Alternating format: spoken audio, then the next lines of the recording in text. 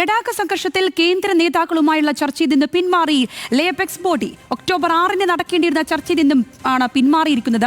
സമാധാനം പുനഃസ്ഥാപിക്കുന്നതുവരെ ചർച്ച ഇല്ലെന്നാണ് ലേ അപെക്സ് ബോഡി ഇതിനോടകം വ്യക്തമാക്കുന്നത്. വിവരങ്ങളുമായി ശരത് ലാൽ ചേരുകയാണ് ഡൽഹിയിൽ നിന്നും. ശരത്ത്, എന്തെല്ലാം കാര്യങ്ങൾ പറഞ്ഞുകൊണ്ടാണ് ഈ പിന്മാറ്റം ഉണ്ടായിരിക്കുന്നത്? മറ്റെന്തൊക്കെ കാര്യങ്ങളാണ് ഇതിൽ കൂട്ടിച്ചേർത്തിട്ടുള്ളത് ലേ അപെക്സ് ബോഡി?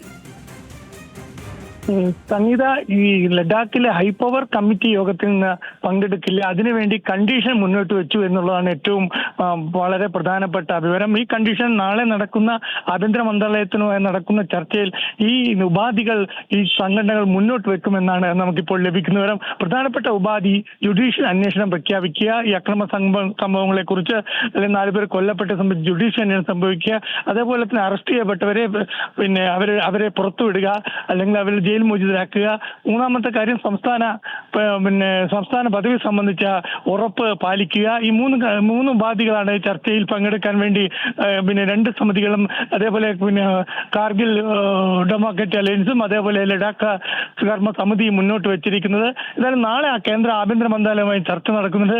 ആ ചർച്ചയിൽ ഈ ചർച്ചയിൽ ഈ കാര്യങ്ങൾ മുന്നോട്ട് വെക്കും. ഇത് അംഗീകരിച്ചിട്ടില്ലെങ്കിൽ ഒരു ഹൈപ്പവർ കമ്മിറ്റിക്ക് ഒക്ടോബർ 6-നുള്ള ഹൈപ്പവർ കമ്മിറ്റി യോഗത്തിൽ പങ്കെടുക്കേണ്ട എന്നതാണ് ഇപ്പോഴത്തെ തീരുമാനം. ഏതായാലും നാളെ ആഭ്യന്തര മന്ത്രാലയവുമായി നടത്തുന്ന ചർച്ചയിൽ ഒരു വളരെ പ്രധാനപ്പെട്ട എന്തെങ്കിലും ഒരു ഉറപ്പ് ലഭിച്ചാൽ മാത്രമേ ഹൈപ്പവർ കമ്മിറ്റി യോഗത്തിൽ സംഘടനകൾ പങ്കെടുക്കുള്ളൂ എന്നാണ് ഏറ്റവും ഒടുവിലത്തെ വിവരം. സംഗീത. ശരി ശരത്.